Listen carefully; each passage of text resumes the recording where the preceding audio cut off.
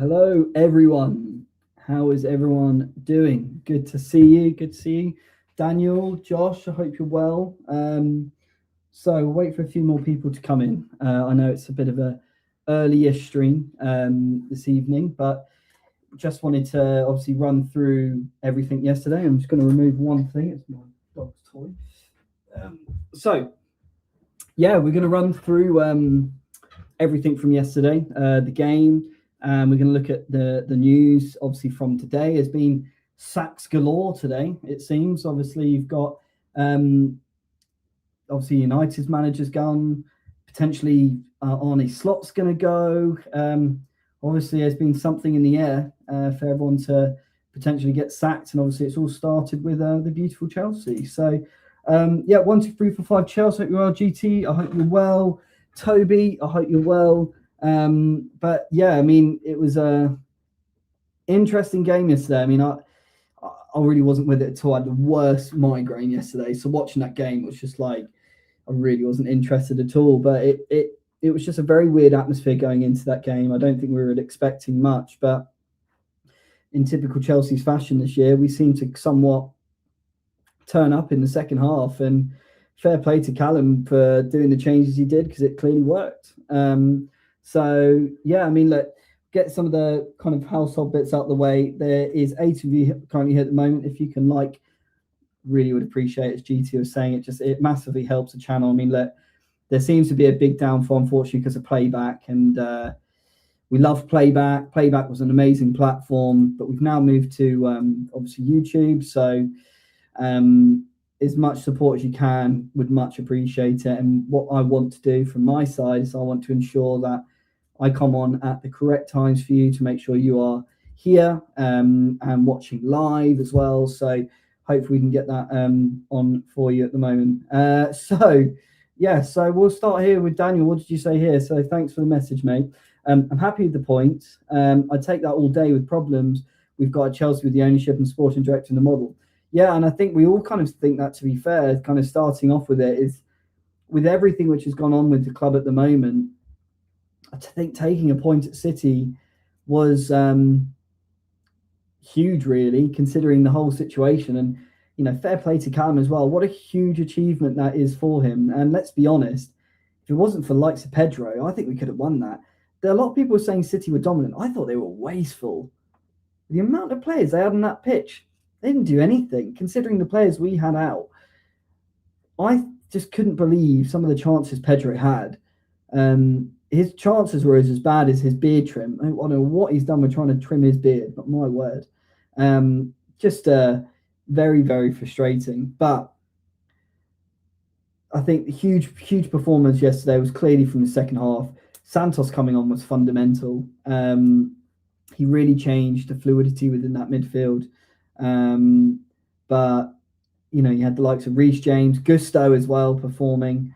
But yeah, so what we're saying here, Jem stuffing his face with a kebab. He should be joining us at some point. Not sure when, but he should be joining us.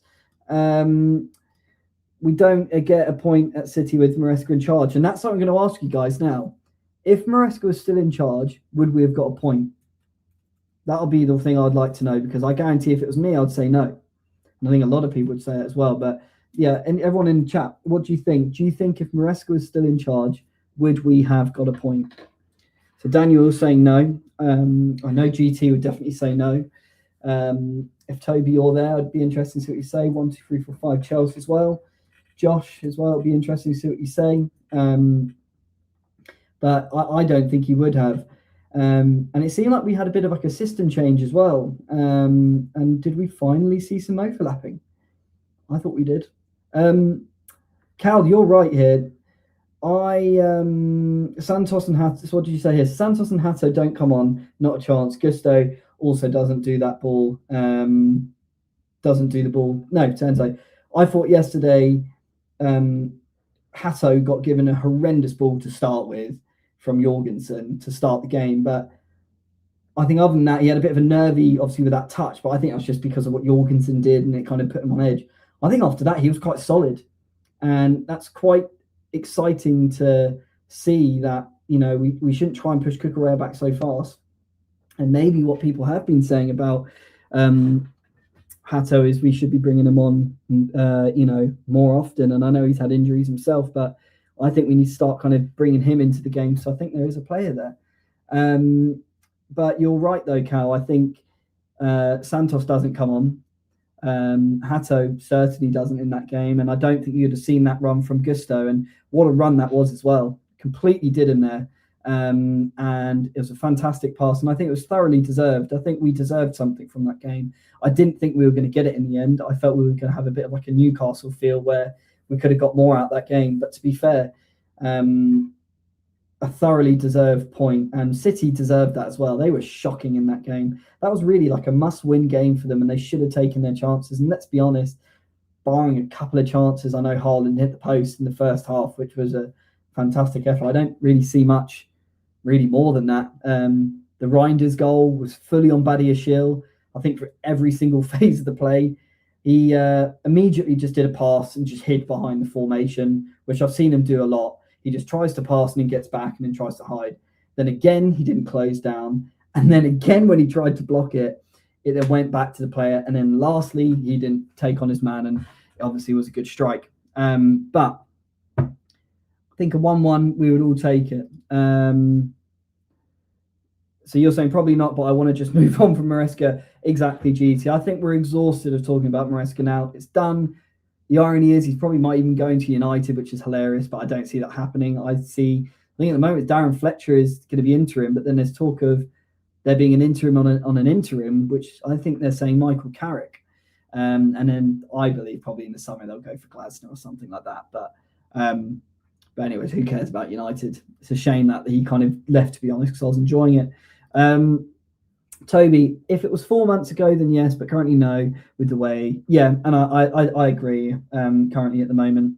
So, Daniel, you were saying, I think City were absolutely poor in the second half. Like I said, this was I think for us as fans, we were not expecting much from this game, but for City, this was like a must-win game for them. And considering the players they had on the pitch, that was a full-string team. Shirky did fuck all in that game. He did nothing. Foden, nothing. Yes, Haaland did a bit of a powerful run and he got a shot and it hit the post, but didn't really do much. So yeah, like they were, I just think, unless it was on us that we made them look like that, which I think could be fair, I just think that I was expecting more from them, considering we had an under-21s manager, we didn't have our starting keeper, we didn't have our starting left back, starting centre back. It's mental, really, and we haven't really got strong strikers either. So, GT, what you're saying? So the only criticism I'd give Callum is he copied Maresca with keeping, yeah. And I don't know what you guys think in the chat, obviously. Pedro Neto. What's happened to him? What has happened to that player? Do you think he's just been found out? In my opinion, I think he's got too arrogant. I think he almost felt he was too good. He was almost better. You see him swinging his arms and giving attitude, and it's like, mate, you're not Eden Hazard, as Gary Neville was saying. You're Pedro Neto. And the amount of times we were on transition and he ruined the build-up, especially that point when we had a really good phase of playing. When Delap came on, brought the ball forward and did a really good pass to him, and he just fucked up his take on. But then barring the most obvious one was obviously the main chance he had. And you leant back. Against these bigger teams, you can't have that. You can't have that. So, yeah, I don't know why he stayed on for so long. But then at the same time, Esteval coming off, was that because obviously O'Reilly was kind of getting further up the pitch? But I feel at the moment Esteval, because of his age, is becoming not necessarily a scapegoat, but I think is an excuse to get him off. And I don't know if you guys saw at the end, but he did not look happy. He did not look happy when he came off. I assume you're a Arsenal fan. To be fair, look, I know people are like, but Arsenal, but to be honest, just let them do their thing now. I can't, it's annoying that they drop points, but to be fair, they're so much further ahead than us. Just let them do their thing. So, Daniel, so what you're saying, give Reece a new contract. Yeah, this is something which is paramount. We need to give this boy his contract immediately. Immediately, like I don't think I've ever seen a player like him where you get man of the match against a midfield battle with Declan Rice. He beat him for that battle, got man of the match. Ballon d'Or winner. I know Rodri's obviously just come back or whatever. Got man of the match there as well. He was outstanding yesterday. And we're going to do a tier list soon anyways and run for each player. But he was outstanding again. And he's playing multiple games now. But what I loved about it is you're seeing an introverted player becoming a real leader on that pitch. You saw him at the end where he put Callum forward as well. Like it's such a good touch. Like he's just Mr. Chelsea, and I think that's why everyone loves him. And good to see you. Hope you're well. I hope you had a good day. Yeah, so I totally agree with that. We need to give him a new contract because I think that could be a massive spinning point. If we don't, they'd be. I mean, that's suicidal from them, to be honest, if they ever did that and not renew it. How did Foden not hit the target at least? Well, I don't know. I thought it was terrible. Dribble, you're saying sell him. I assume that's Pedro. I think out of the next year, I think definitely in the summer, I think he's the one to go. I think you could easily get 60 million from in Saudi or something like that. I just don't know what's happened with him. I really don't. He was, first half of the season, he was player of the season for us. He was fantastic. But it's almost like he's just got into his head a bit and just feels he's better than he actually is. And then he's just like trying too many different things. I'm all for having a workhorse in the team, but for him to be the main part of attack, it's not for me. And I don't know what you guys' thoughts were on Palmer, but do we need to start talking about Palmer yet? Is it too early? I thought he had a poor game, but he's always seemed to have a poor game against City. It's like when you kind of go back to wherever you are, that they kind of know how you play, and it's this guy, he kind of goes within himself, but I felt he hid. His touch isn't there, that kind of Flair Maverick style is just not there at the moment. And he missed his chance again. He mishit it. If that was anyone else, we would be going angry, but we got to, just because it's Palmer, we can't go away from that. And that's not me saying that, look, I don't want him. I think he's a fantastic player, and he's probably easily the best player in the club from an attacking sense, but it's clear that he's either still got issues or, he's just way off it, and we need to protect him. Absolutely. Ricky, so I have to say, I have thought this since we drew to Chelsea. Some of your players have insane mentality, and midst of this chaos, step up like that. Yeah, and, I can't believe I'm ever agreeing with an Arsenal fan here, but appreciate you being here as well. But I think you're right. There is a clear, and this is what I think is so frustrating as us Chelsea fans, is we can see the potential there, and I think it's very obvious what we need to change. We've got some core players there who are very strong-minded. You like your Reece, your Enzo's. I think even this year Sanchez as well, and they're picking it up. They're going for it, and I just think there's a few players where we just needed that bit more experience, because we are very close, and I think that's why, as the model, we're so frustrated, because really the money which was being wasted, we could have spent elsewhere, which again we all know. But I appreciate the comment. You might as well just go on again here saying, if you guys impose yourselves against smaller teams, UCL football would not even be a problem. But this is our Achilles heel, unfortunately, Ricky Shishida, sorry. And this is what's so frustrating for all of us, is that our Achilles heel is playing low blocks, and unfortunately that is due to the quality that we have bought. We haven't got players who can break down and have that kind of individual quality. And unfortunately, the likes of us relying on Palmer a few seasons ago, whether it was under Poch or even under Maresca, at the beginning of the season, and kind of getting into more the Club World Cup, we can't rely on any other players like a Garnacho or Neto or something like that. Or, we tried to look up for, trying to utilize maybe our strikers, whether it was Pedro, Joao Pedro or Delat. It's just not worked. So I'm sure it's the same for you guys as well. Pretty much 70% of the fixtures you're going to play against a low block. So we've got to sort that out. Louis, big up to yourself. I hope you're well. Neto wing back is going to cook. Well, we're going to see. I mean, look, Roshinha looks like it's the worst kept secret. He's apparently in an interview at the moment. I mean, I don't know what you're interviewing about. He looked like he was at gunpoint at the airport when he was there. He looked awful. He did not look like he wanted to join at all. But look, my opinion on obviously this whole thing with Senior, I don't think it's his. I think what's going to happen is that we have got to get behind him regardless of any manager. We have to. But he is got such a tough job, because I believe once it gets bad, they're going to be straight on him. And we all are as well. And it's not his fault. He's just going to be known as that yes man who hasn't got a say. And I think he's got to be very careful of what he says in press conferences now, as you've obviously seen with United manager yesterday. I think anyone's going to be pretty much a tight-lipped in any press conferences now. So,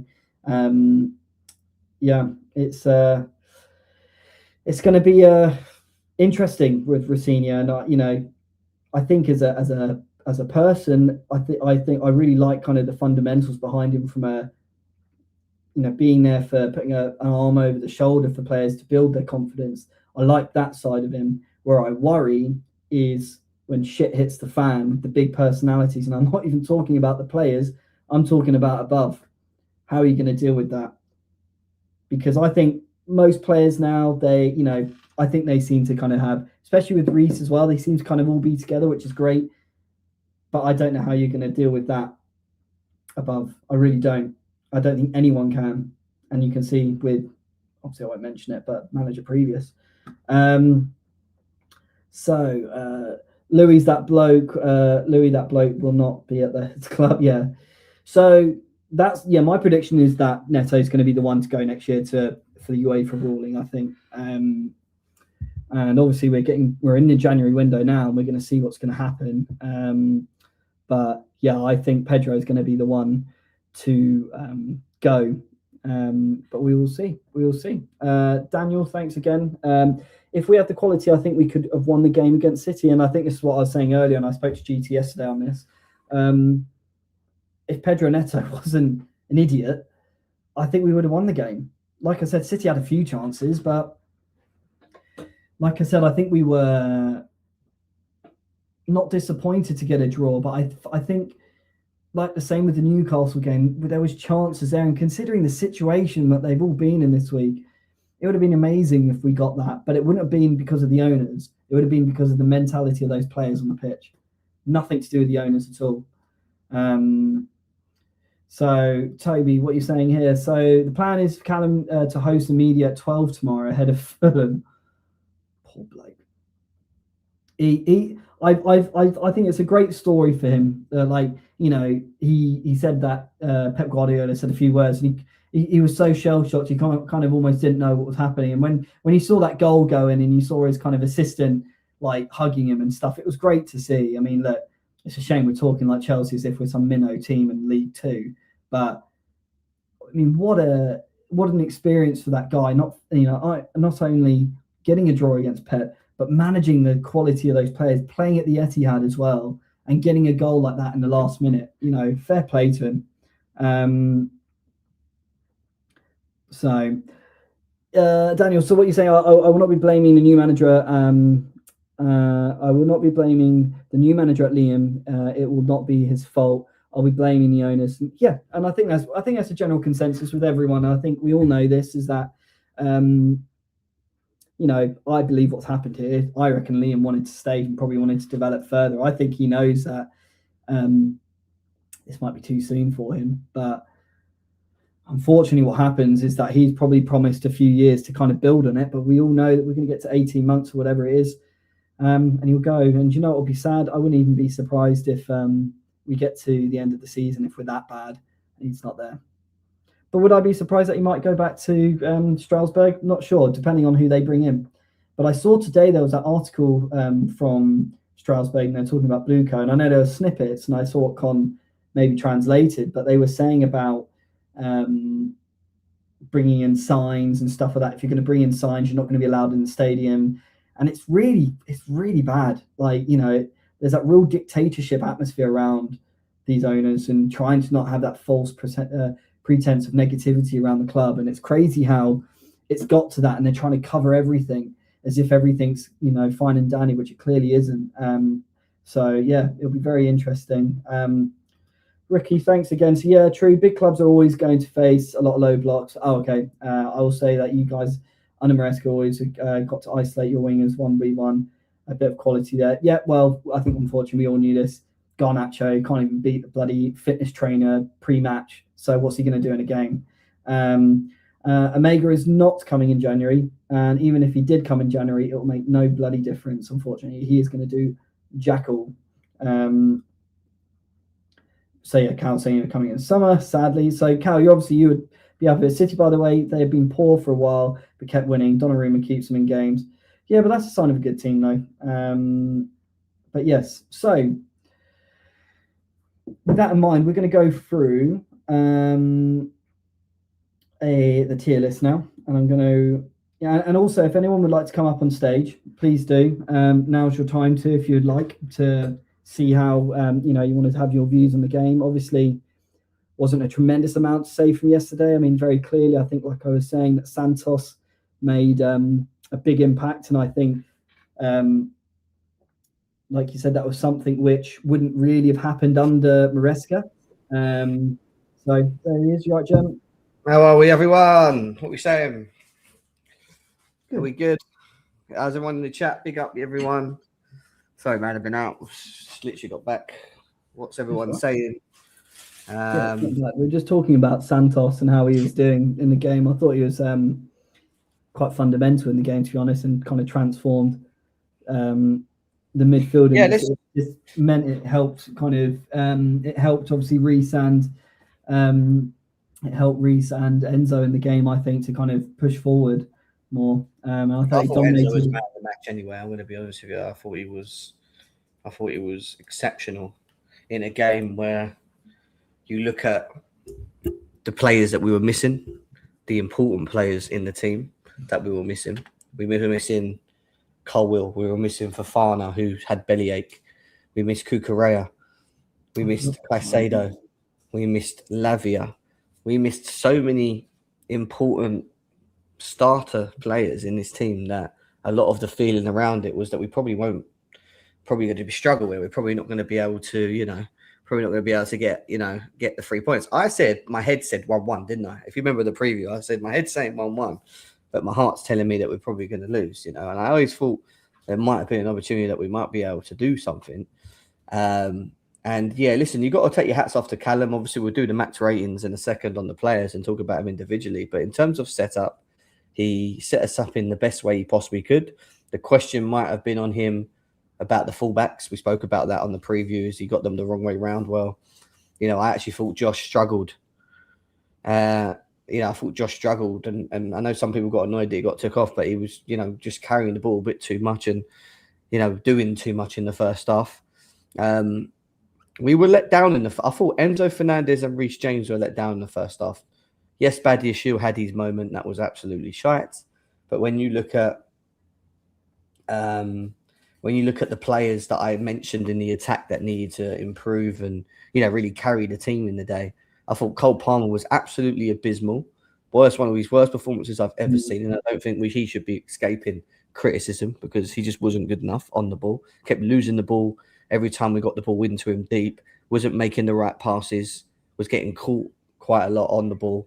And then there was Pedro Neto, who was killing absolutely every single attack that we were going forward with. The amount of times we got through and it landed to him, or we were on the transition and we were being direct and getting in the box and he would just turn backwards.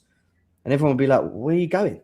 Why have you stopped? Like, why have you cutting back? Like, it was just really poor performances. But in terms of Callum and what he had to do, where I actually big him up quite a lot is the decisions of what he made in the second half, the substitutions, which made the game different, right? Because he brought in Santos, which was brave, and I thought Santos played very, very well. He brought on Delap, who, listen, we've been given a lot of criticism. In this cameo, Delap looked pretty decent. I'm not going to lie. He ran the channels well. He gave us something different. I thought it was okay. He brought on, what else did he bring on? This is something else. He brought on Hato, who had a bit of a mare at the beginning, but then grew into it a bit later on defensively. We looked much more better defensively because we had another midfielder in the midfield with Reece James. And I thought Reece James, again, was just, doing his thing, running the midfield. And people don't talk about that Man City team enough, because that Man City team was probably one of their strongest. Rodri was back in it as well, in the midfield. Cherki and Reinders, other than Reinders' goal, he done fuck all. Mhm. Foden was even playing in the second half. This Cherki guy got absolutely put in a spliff by Enzo Fernandez most of the game in the first half until Santos took over. Like, they had moments and they were wasteful, Man City, but they didn't dominate us. The second half, I don't really think they done much. I thought we were better than them, you know? And you have to take your hats off to Callum, because Callum got the right. It's weird saying Callum, isn't it? Callum's our manager. You know, he got it right. You know, he made the right decisions and he got it right. And we made this supposedly better team than ours look poor because of the way that Callum set us up and the decisions he's made in game against high IQ, best in the world Pep Guardiola. You have to be serious. It was good. And we deserved that at the end. We deserved a goal at the end of that game. I don't know about you, Matt, but I thought we deserved to score, mate. Really. Yeah, I was saying to the guys in the chat before you joined, I said I think it was the least we deserved. You know, I think it would have been quite gutting and just more like, well, it's just our season, really. We've just not taken chances. And I think a lot more emphasis would have been on Pedro. So he was lucky that we got that equaliser, because I think, like you were mentioning, there's a lot of positive performance. And yes, I know Delap got his yellow card, but I don't mind if you get a yellow card like that if you're playing the way you were. It's when you're playing shit and then you're doing that. And it was more of the most promising kind of moments where I thought, yeah, you're playing aggressive in the correct way. So, yeah, I think it was the least we deserved was a draw, because, to be honest, like I mentioned in the chat before you joined, and you just said it as well, like the team we had or the team they had versus us was it was a strong team. So they should have done a lot more, inflicted lot more damage on us, because, to be honest, we were like a fighter going in there, and we had like an injured shoulder, broken hand, and we were just like a real wounded animal. So the fact that we did it as well as we did, I thought, it's fair play, and fair play to Callum as well, saying that he deserved that, and good on him. Fab just said Ollie would love to go back to United. It was better than Amorim. They got rid of him. They shouldn't have got rid of him. Yeah, listen, this is the news that was just, not long come out. The fact that Callum is to face the media tomorrow for the Fulham game. It's the Fulham game Wednesday, I believe. I think it is, isn't it? I think so. I think so. Does anyone know? It is Wednesday, 7:30. Yeah, 11:30 for me. Lovely. Keep the late ones coming in, Chelsea. Let's go. But yeah, this will be a big game as well, because if you remember last season, we was losing for a lot of that game, and we ended up coming back at the end with a Pedro Neto and George goal. And this is now down for us to kick on and move on with the momentum. Yes, GT, how are you? Yes, Connie, my boy, what you saying? Big up Con in the building. Connie, boy, how are you, brother? Hope you're good, man. Maybe some stumbling blocks in Rosner's interview. What you think? I think it's more the other way. I think it's saying they can't get anyone in for Strasbourg yet. I mean, I think that's just until that's done, they can't bring Rosenior in, because I think it would just be a fucking calamity for them if they just do that. So I think they've got to bring someone in. I mean, they're saying Gary O'Neill to Strasbourg or something as well. So. Oh, when I saw that, I laughed. Don't know about you. Well, because it's more I was laughing, and then I was like, oh no, what happens then? Easy then can potentially come in. Yeah. Yeah, I mean, it looks like it's going to be Rosner anyway, doesn't it? But, I wouldn't have been too displeased if what's his name? What have I done here? Sorry, I'm just trying to do something in the background. If Callum was given the opportunity a bit more, maybe. I mean, let me ask you guys that. Would you be okay with Callum as an interim till the end of the season, or do you think the decision to... I'd have to probably give it a couple more games, in my opinion. I think this sort of game was just like, we had to... I think the players kind of did a lot for him as well. So I think if we've got maybe a few more games, then I'd say yes, personally. If he had a few more games to perform the way we did and we're getting good results, and it just gave us a bit more time, then yes. But Constance is kind of checked out now. What does he mean? We can see your screen. Oh shit! Sorry, no one even told me.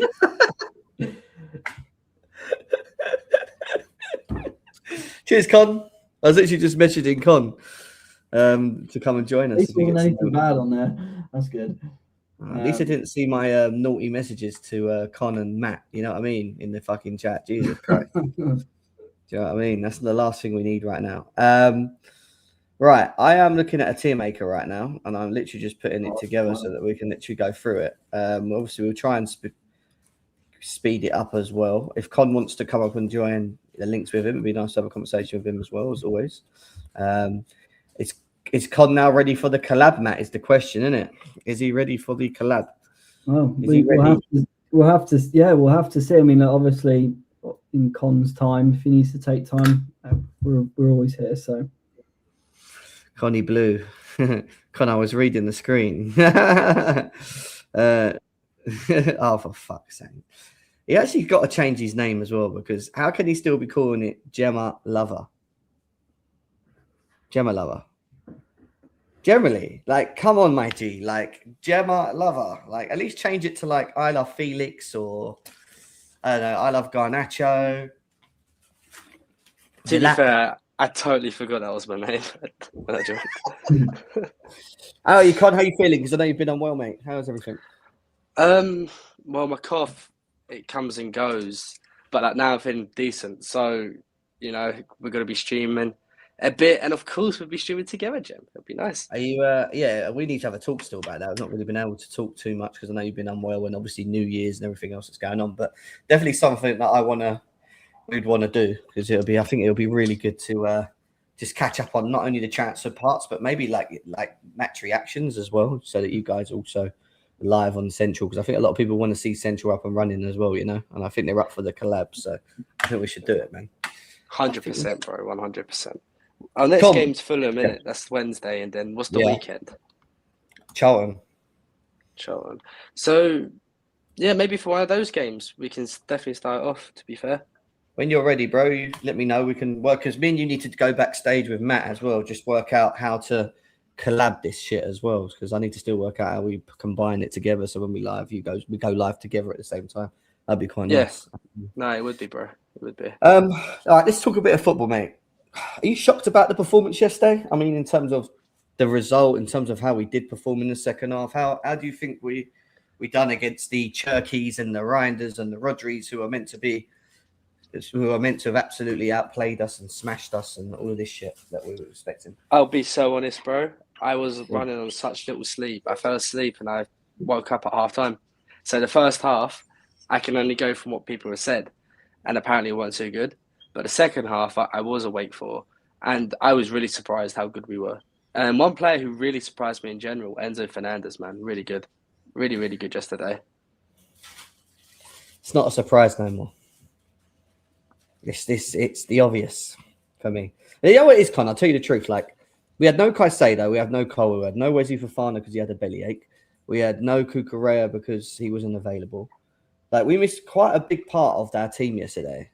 And I really think in the moments when you're away at a ground like City, who are second in the league, trying to push Arsenal, to go and perform like that at the ground, step up and just be counted for, you know, even in the first half, he was everywhere, making tackles. You know, everyone was saying defensively he's not good. I don't know about you, Matt, but I thought the first half he was breaking up plays. He had Cherky in his pocket. At one point, Cherky couldn't get away. Like, he just seemed to be really helping Reece James. The only thing that let us down was the attack again, because every time we got the ball out and tried to go forward, it would break down, because Palmer was having his worst game I've seen ever, and Neto just was awful, and Esteval couldn't get enough in the game because he was playing as like a right back most games, because he was running back to try and help the team. So, like, we just struggled systematically, probably more than anything. I don't know if you agree. Yeah. I think I agree with kind of the attacking point as well. It's just like we always just got broke down when it just came to the attack. So it's almost like it's just we do one part of our job, get it to that point, and it's like, right, as a midfield, we've done our bit now. It's now on to you, and then we can somehow try and come forward with you. And it's just kept breaking down the whole time. So, you know, and we kind of saw the Enzo who turns up in the big games as well. I loved it when he kind of, again, was like the only one who then went to try and save Delap as well. And then all of a sudden like Chalobah and stuff all of a sudden just came over after. But he's a proper leader. He's a real, scruffer as well. And I love all that about him. Well, before we get into it, this has just come out not long ago, and it says an FA Cup trip away to Charlton offers a smoother introduction for everyone involved. It says Liam Rosner was at Cobham on Monday. Nick Chad will join him from Strasbourg. That was from Miguel Delaney. Basically, I'm assuming Callum's last game is Fulham, and then he will take over from Charlton. Is that what that means? I don't know. Am I reading that right? Triple A Charlton offers smoother introduction for everyone. Liam Rosner was at Cobham on Monday. Nick will join him from Strasbourg.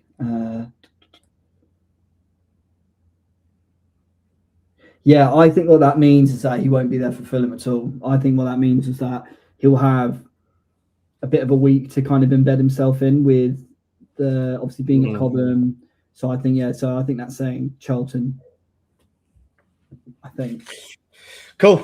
Well, we'll see what happens. All we know is that it looks like Callum's going to be taking over the press conference tomorrow. So let's see what he's got to say. Fair play to him for this game as well, because I thought he actually done pretty well overall in his, set up, and especially in the second half. We spoke about the substitutions. Con, did you watch any of the game? Did you watch the second half if you missed the first? Or Yeah, no, I watched the second half, yeah.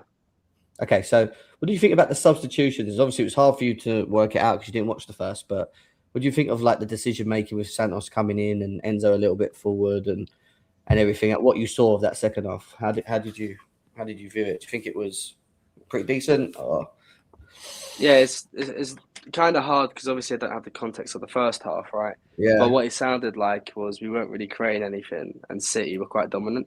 So bringing in Santos and then pushing up Enzo a bit further and actually go for the game. That's one thing I really do credit. What's his name again? Callum. Yeah, Callum. One thing, he was proactive. Like, very proactive, because with Enzo Maresca, I don't mean to have a dig at him here, but how many times would that sub for Andre come at the 70th or 75th minute? Never. it would never, I think. I don't think he would have come on yesterday if it was for Maresca at all. So, like, I have to credit him there for, whatever went wrong, in the first half. He was proactive, and in the second half, and what I saw in that second half, I think we should have arguably scored more than the one. Pedro Neto, bro, is somebody who really needs to pick up his game because... God. Yeah. Yeah. No, I was agreeing with you. I was just going, oh my God, because of what you said about Pedro Neto. But yeah, we're going to talk about him in a second. I've actually got the player ratings up as well. GTJ says Enzo was on the left wing and it somehow worked okay. He kind of was, wasn't he? A lot of the game, he was kind of just trying to hold the width and let Neto play more of that sort of forward 10 role, kind of like that inside left. Yeah. But yeah, it's very interesting the way that he lines up. But we've definitely got to talk about Palmer, and we've definitely got to talk about Neto, bro, because honestly, like they let us down massively. Santos had 90% pass accuracy, 5-7 duels, 2 tackles, 1 block, 1 interception, 1 recovery. He was good. He was good when he came on the pitch. He gave us the right impact. Trevor Chalobah, I'm probably going to just say okay, because I thought the first half, it wasn't his fault for the goal, and I don't think he done much wrong. But defensively, him and Badiashile just does not work, does it, Matt? No. Was it bad yesterday in the first half for those two? It just always looks like, I've always said about Chalobah, he needs a good dance partner to be solid, and if he's not, then it just he can't be the leader. And I just felt Badiashile in the first half was poor, but I thought he had a better second half. But I'm sure we'll go on to Badiashile. But it was a bit of like an okay game. Like he's put an okay. It's just an okay game. Like it wasn't tremendous, but it wasn't overly bad. Yeah, but the goal. I don't know if you saw the goal, Con, in the first the Man City. Yeah, no, I saw the goal. Yeah, but like the build up to that goal started right because Enzo Fernandez done a Moises Caicedo tackle. He actually, I don't know what was going on with Enzo yesterday, but he was winning balls high off. I think it was Rodri. He comes sprinting and just took the ball off Rodri like nothing. Plays it to Cole Palmer, and Cole Palmer tries to do like a little drop of shoulder to beat the man, and he gets tackled, just loses the ball. And then as soon as we lost the ball and they went forward, Badiashile, was it Badiashile that made that stupid part? It went in the air and went to Badiashile was at fault for three moments. So three Badiashile moments to the goal. a stupid pass and then went, shit, I've got to run back now. And like he just hides. And GT's right. He did it twice where he just goes, pass, shit, I've got to get back. I'm going to run now. And it's like, just calm down, man. His reactions is what it's just, I've never seen someone move and react so bad. You know, if you're 1-on-1 with him, it's like tossing. Like, you shift the ball to the left to take a shot, and he's still waiting for you. He thinks you're still turning. He doesn't realize you've already turned, like made that move. Do you know what I mean? that's how slow it is with Badiashile. Like, you don't even have to be the quickest dribbler. Like, all you've got to do is just shift it to your left, and he can't move his feet quick enough. And like that Reinders goal, don't get me wrong, was a good finish, right? He put it top bins. But how is Badiashile not putting his like whole body in front of that? Generally, like, why is it so easy just to go round one of our defenders and shoot all the time? Like, that's a problem. That's the problem with a lot of our centre backs, though, bro. When they're stepping out, they're pretty good, but when they're forced back, that's where you see them get exposed. Like Toast is the prime example. Badiashile, from what you guys are saying, another one. I think Trev's a bit like that as well. I think he's a bit better when he's stepping out instead of going back. So Caldwell's really the only one who's decent at it, because Fofana's not the greatest at it either. So, did you hear about Imcon? He had period pains, apparently, so he couldn't play. Wait, did he actually? Do you know what he actually had? They said that he had the sniffles. God, the sniffles. Like this guy, mate. Honestly, I swear down. Badiashile put in disappointing because even though he was better in the first half, and the reason he was better in the first half was because we added another midfielder to protect the defense. Let's not lie. Yeah, we were better because we had more numbers in the midfield. But the first half, that goal was just so disappointing. And we see it so many times where he can't concentrate, he can't move his feet quick enough, and he's passing, which is actually the best part of his game. He still has that element of bozo-ness. Like, he will always still make a stupid pass. Do you know what I mean? And he just can't help himself. Like, and that's what caused us. That's what caused us, you know? It's just, I can't deal with that issue now. It's not good. Just get rid of all our fucking defenders. Piss me off. All of them. What do we say about Jorgensen? I don't really think he had much to do. He was all right. I didn't think he gave a fair ball to Hato. Poor Hato just came on the pitch and he was like, fucking hell, what am I supposed to do with this? So it just meant that Hato was like immediately on the back foot, and then he had a shaky first 5 minutes and then really settled into it. I thought he was okay. I was expecting worse from him. I thought his distribution was good. He did some good throws, kind of trying to go quickly in transition. So I was expecting them to do more with him. I mean, could he have done better with the strike against Reinders? Maybe. I don't know. But, I mean, we were lucky with that Haaland shot in the first half. Like, he was nowhere to be seen. Yeah. I'm not going to criticise Jorgensen. He's not playing a lot of football, and I actually thought he didn't have much to do, which goes to show how bad Man City were in front of goal. And I thought Man City were in parts, but in the second half, I thought we were better than them. I really do. People like... That was meant to be their pretty much strongest team. And we gave them a game without fucking 5 of our main players. Do you know what I mean? Like, that's how serious the performance was, to be fair. And they owed us that as well. Andre Santos, for me, was great. Yeah.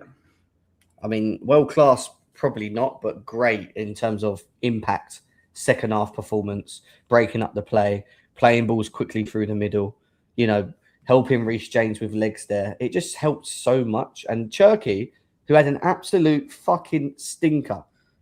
He had a stinker, Cherki. Let's be serious. He was bad. Like, he was shit. Reinders was shit.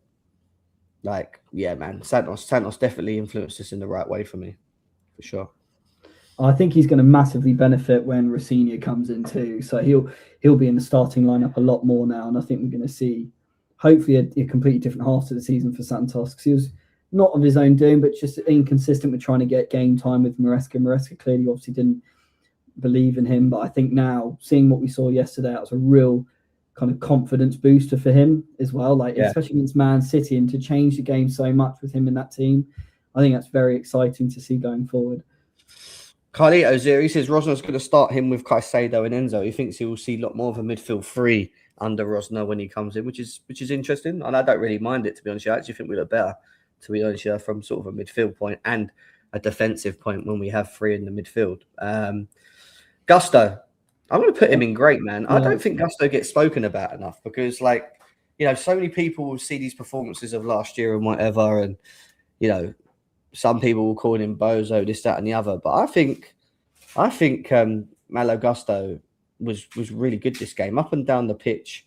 You know, done his duties. Yes, he had a little bit of a moment in the first half, but he didn't really get run ragged by anyone. And that goal, by the way, one thing I criticise him a lot for is that pass. Right, he never really does that enough with that pass across the pit. You know, the goal.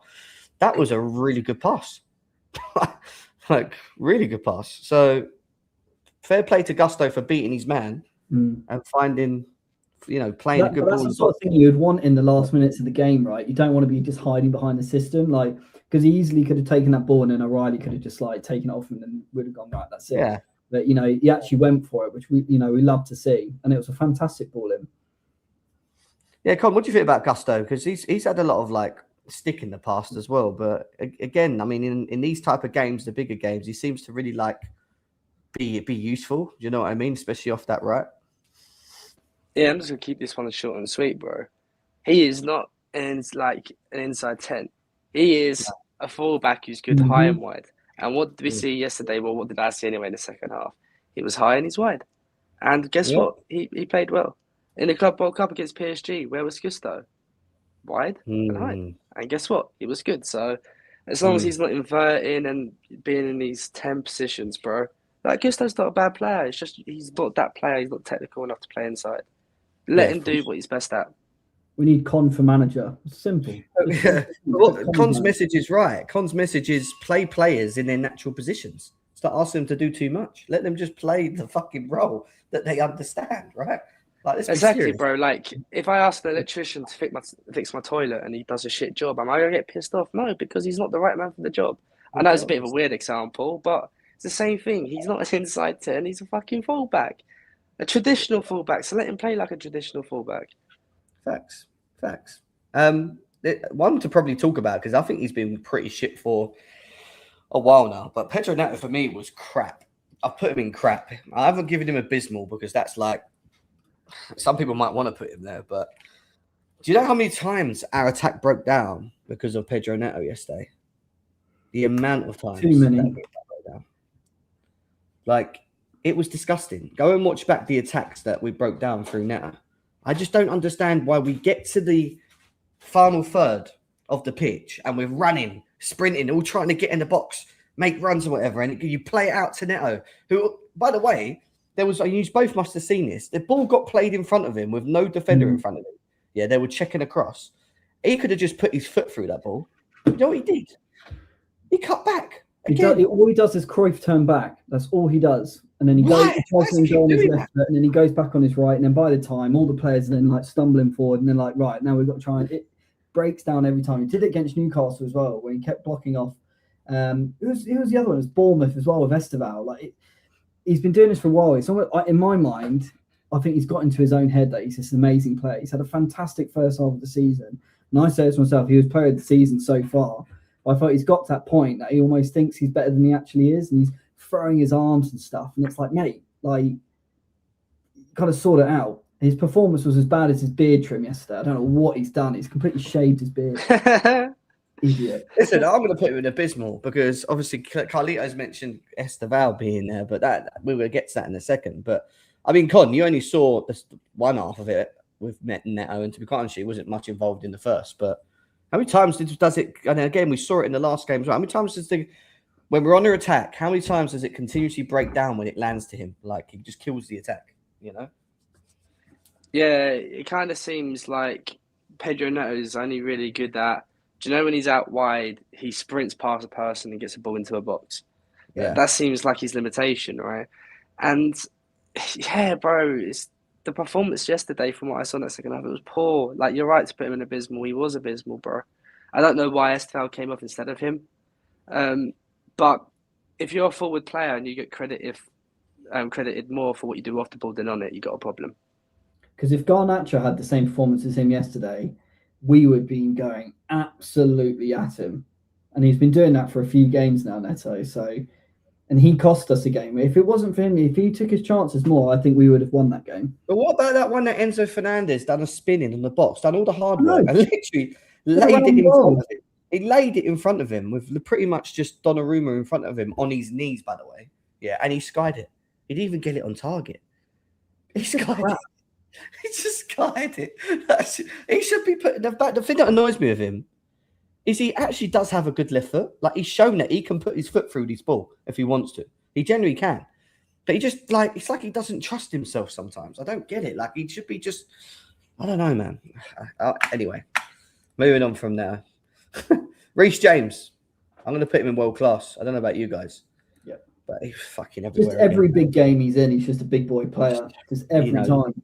And he looks so fit again. He's strong. He's breaking up plays, putting Rodri on the floor, stopping Reinders really for most of the game. Cherky, they really struggled to get anywhere with him on the pitch. He was just, him and Enzo Fernandez, his understanding at the beginning was beautiful. And then when we added Santos into it as well, it just really strengthened the midfield even more because we had legs around Reece James. Reece could go forward and Santos was the deeper one, for example. And we actually added more to James's game because he was able to press further forward and break up play in the second. As in the first, him and Enzo were playing as a close pivot, but staying deep as possible to try and help the defence. And that's what they did very well, both of them in the first half. I'm telling you, we need to tie him down on a contract because I'm telling you, I cannot see him going on a free to fucking Real Madrid. He needs to be tied down. He, out of all of them, he's the one player we have to tie down. If there's any other players, and I love Enzo to bits, but he is the one we have to tie down. Yeah.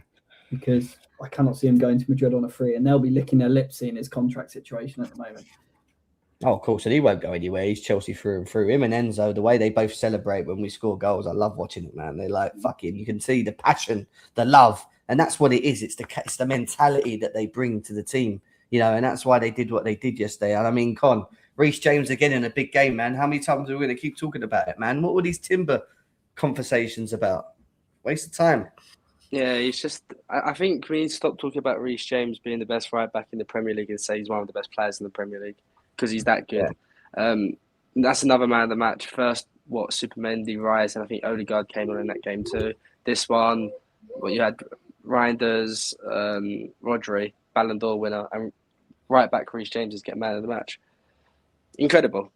It's got 2 years left after this season. Priority in the summer before you sign anyone else, before you sell anyone else, make sure you get him to sign another contract. Thank you. Carlito's saying his contract's until 2028. If you do your maths, it's 2 years.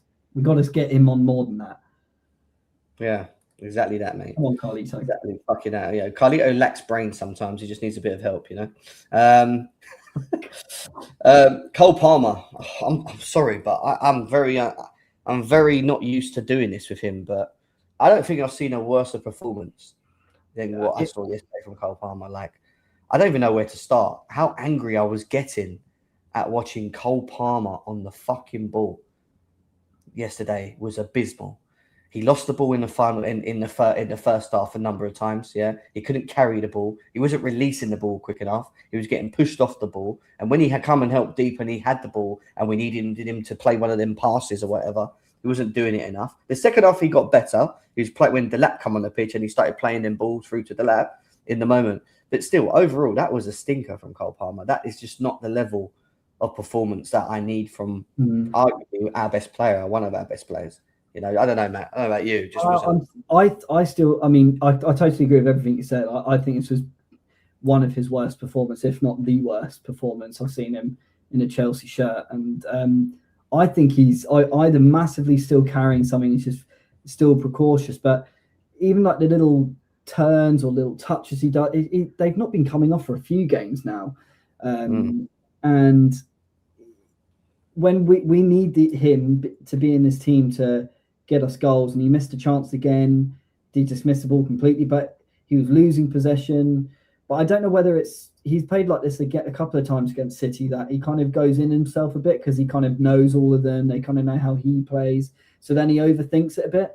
And I felt like Foden was getting like the better of him as well, like dispossessing him and stuff. It was just a worry. It wasn't, I wouldn't say worrying performance, but it's a performance where we've just got to go, look, we've got to keep kind of going, Palmer, here, because we need you, because you're fundamental to this team. So, and especially in these big games, you need your big boy players, and the likes of Enzo Fernandez and stuff were up to the plate. We need you to do that as well. Yeah, but I'm Colin, going what to you have to thought? pop off now. I've got All to go. I might pop back, but if not, I'll see you guys Oh, Matt, tomorrow. I'll see you soon. Innit? on We'll that probably be on preview. at one point anyway. Yeah, no worries, man. All right, see Cool, you guys bro. later. Yeah, mate. Take care, bro. Cole, what's going on with Cole Palmer, man? Is he just injured? I Is he- generally just think, bro, it's a player coming back from injury and Yeah. he's not up to speed. Because when I was watching him yesterday, I think he was very poor. I do agree. But, like, he's starting to get into old habits again. Like, the things he's trying and not just coming off. Once he's up to 100% again and he's feeling a bit of confidence, we're going to have him back in no time. Like, he's not a player I'm worrying too much about. I think it's kind of expected. He had a long layoff, bro. It wasn't exactly just like a couple of weeks, was it? So true, but at the same time, had a poor game. Hasn't been great since he's been back, but I can see that he's trying to get back into old habits. And once he gets that confidence and he's 100% fully fit, no doubt in my mind we're going to see Cole Palmer at his best again.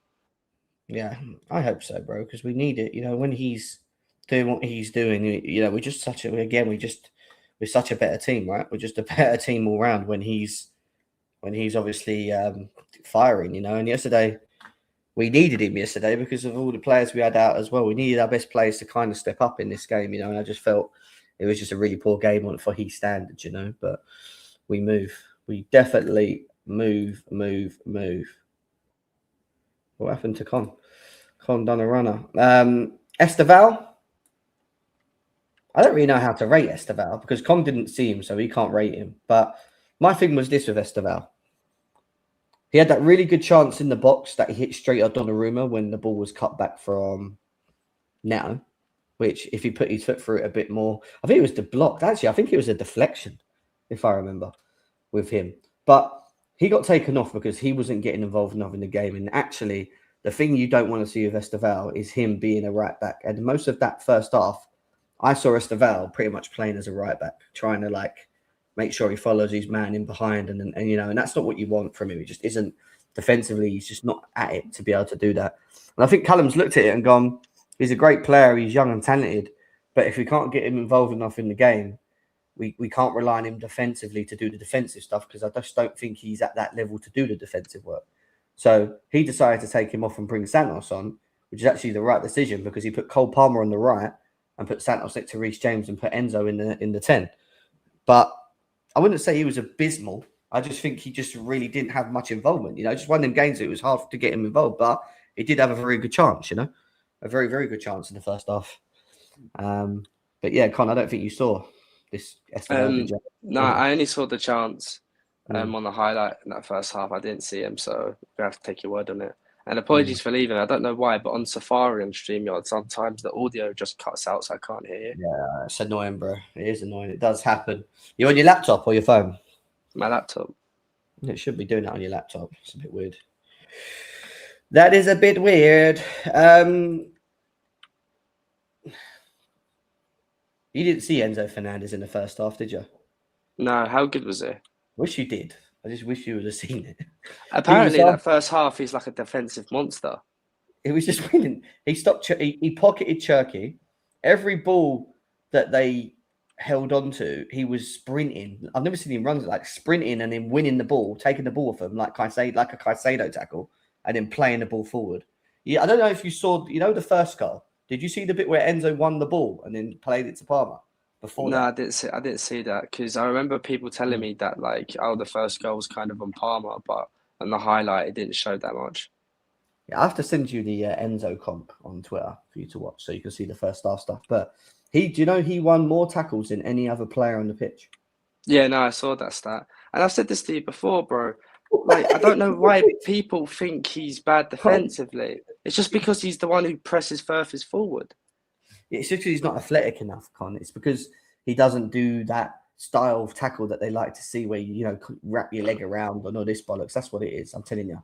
He gets around. Yesterday, he got around the pitch. He didn't not just get around the pitch, but he's understanding of playing next to Reece James as deep as he did, when to go. Every time he went, Reece James pulled across. Every time Reece James went, he sat back and he was the deepest person. And he made sure that they both made sure that they were either close to each other or they covered each other. And in the first half, mate, I wrote a tweet saying Enzo Fernandez and Reece James got let down this first half because they were just breaking. You wouldn't have noticed Caicedo, honestly. You wouldn't have thought we missed Caicedo that much, in my opinion. Really isn't. That's high praise. I don't understand. I've said this to you before, Jim, and we've had countless conversations about this. I don't understand the Enzo Fernandez hate. I don't get it. No, I don't understand it. Even with Pies, I've had so many conversations with him, and even he doesn't make sense to me sometimes. Like I just don't understand what their thing is. But they just want more consistent performances from someone that cost 105 million. That's all I get. That's all I hear. That's all I hear from them. I just feel like there's certain players in this fan base, Estefan, Cole Palmer are to the top of that list. They can have as many bad games as possible. It's fine. But Enzo Fernandez has a couple of weeks where he's not looking at it, and people saying he needs to be sold and all that. He needs to perform every game or he gets criticised. Like the standard he's at, I don't know why he gets judged differently to other people. Like, of course, he's going to have some bad games, especially when he was playing through injury. And when you look at the metrics, he runs more than anybody else in this team. So, of course, he's going to have some bad games, but he's the only one in this fucking team. If he doesn't drop a 9 out of 10, he's shit. Yeah. And I think I'm going to do what I did the old way. I should be able to get as long as because there's no music as well. We might be able to catch it because there's no thingy on this. So sometimes you get away with this. So let's try it. So this is just the highlights of the first half, right? But this is him in the first half, right? And this is why I want to highlight it, because people talk about him not being able to play in a position where, look at that. Look how he just wins the ball from comfortably. Gets us the corner, right? He's hunting down Bernardo Silva. Look, again, look. Like, 3 times he's putting in a good tackle, Con, in that moment. Do you know what I mean? Like, strong there. Look again, look, bang. Winning the balls off fucking Rodri and stuff and putting us on the attacks. Getting the balls in positions here. Getting us on the transitions as well. He's not only playing in a deeper role. Look, Cherky, look. What are you going to do, brother? You know, and he was doing that literally the whole time. The whole time. Look at the passing. I know it's a little bit of a throwback, but do you remember that game against West Ham under Potter, Enzo had? Yeah. Defensively, he was a monster, bro. It's like, all right, cool. He's not as good as Caicedo off the ball, but then again, who fucking is, right? Look at him. But look at him he's not as much as a liability as people make out. Like, people need to understand the difference sometimes between player quality and coach instructions. Because I feel like the coach's instructions, it doesn't matter. If he's poor defensively, it's just on him. It's not on how Enzo Maresca wants him to press the furthest forward. It's agenda-driven at this point for me. People like Noni season cannot sit there and say he was really good this game. Like, he has to sit there and be like, he's shit, he's that, he's this. But listen, I just showed you the first half in glimpses, and you saw 3 or 4 good challenges there where, you know, apparently he can't make good challenges or he can't defend deep. And he done really well, and he played and he progressed as well. But look at the stats right there. Most tackles, 7. Most duels, 1. 7. Most touches in the opposition, 4. Most shots, 3. Most shots on target, 2. Most chances created, 2. You could have had 2 assists yesterday, Con. If Neto would have.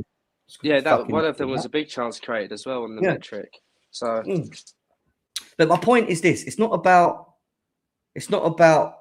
all of this for me. The biggest thing for me here is, again, when we're in the shit, when we're missing out on key players, when we're going to a daunting task over there, certain individuals in this team keep stepping up and getting us through these games. Reece James and Enzo Fernandez are 2 of the players that continuously in these type of games are there showing their leaderships and trying to pull the team together when we're fucking playing shit. But all the fan base want to do is just dig at him all the time, you know, and moan about him and say, yeah, we should get rid of him. We should sell him first, Con. Best player to sell. Like, what are we doing? Fucking ridiculous. Yeah, it's a joke, bro. It is a joke. And I'm glad Benji come in as well. Benji. What's going on? I was talking about Enzo Fernandez and his performance yesterday. That was elite. That's all I have to say. Nothing new. We all knew Enzo could play this way. Remember, Enzo didn't play as a fucking 10 yesterday. He played as a normal 8. Sometimes even a 6, dictating play. And look how much better he played. And I've always been saying his best position is an 8. And we saw yesterday, and look what he did. Yeah, of course, maybe the overall performance from both teams. I'm not only going to say Chelsea. I think from both teams, the overall performance was very bad. I think we could have scored more goals. City could have did it Yeah. that game very easily, to be But honest. on the circumstances, Benji, with all the players we had out, Fofana with his cramp in his stomach and fucking, we know Colwill, Kukurea and Caicedo are out. Was it not where'd he go? Was it not just a really decent performance from a team that had a lot against them and was playing against a team that's sitting second, who's had to have a better midfielder than us, and be better than us overall? I think it was a defensive performance. Like you said now, I didn't really look too much on the offensive side. I always say, listen, we didn't really create too many chances, but when you have so many, we didn't really create a lot, but when we did create, it was very close. It was very close to scoring, to be honest. It was very, very close to scoring. But the defensive part, I have to stand up. I have to give the guys, their flowers. People want to shit on Benoit. For me, I kind of expect him to do a couple of mistakes, but I think overall, as a performance, I think he did good, especially in the second half. He was The really first half, bad though in the first half. yeah, in the first half, it was absolutely shocking. But I think in the second half, he grew more, which I do expect from him. When you've been out for so long on the bench and, you're very much hot and cold every time you start, of course, that's going to happen. But I think he took great responsibility. Haaland was nowhere to be seen apart from that first half. Trev, wow. Even though he almost played right back, I was very much impressed. So, that defensive unit, even when Hato came, and you see, Jem, I'm not gonna take too long. By the way, big up, Con. I didn't even see you was here. Big up. Yeah, he's called Gemma Lover. I don't know. Yeah. I didn't even realize it was Con. But pre-biz, I've been telling people Andre Santos, Delap, Gins, Josh, and Hato are not bad players. They're not bad players. It's just Maresca seen them to be absolutely wackety boom boom. But they're not. Hato came on yesterday, had a couple of mistakes, which you do expect from a 19-year-old, but he stood his own ground. Delap had a very positive cameo from what we've previously seen from him, and he's somewhat looking like he's starting to finding his own feet again. You know what I'm saying? Well, you're talking about Delap. Let's stay on Delap because I want to ask Con as well. Con's been quite critical of Delap, and I understand it. I've been the same as well. But in terms of performance, Benji, was this what you would call a more polished Delap performance overall? What you want to see more of? Yeah, it was. But Jim, I don't want to move too fast. We take one thing at a time, right? We take one thing at a time, and then we can gradually progress. Delap yesterday held up the ball. Yeah, of course, a couple of missed passes. The holding up the ball and pass, just give it to a runner. It's not really his game. He's more like run into the channel, hold it, and then you pass it back, once you're in the penalty box. That's more Delap. But in terms of linking up deep and finding space is getting better. I think his runs in behind, we need to find him more. That's one thing that I can actually have a little bit of pity with him. We don't really find Delap too much behind.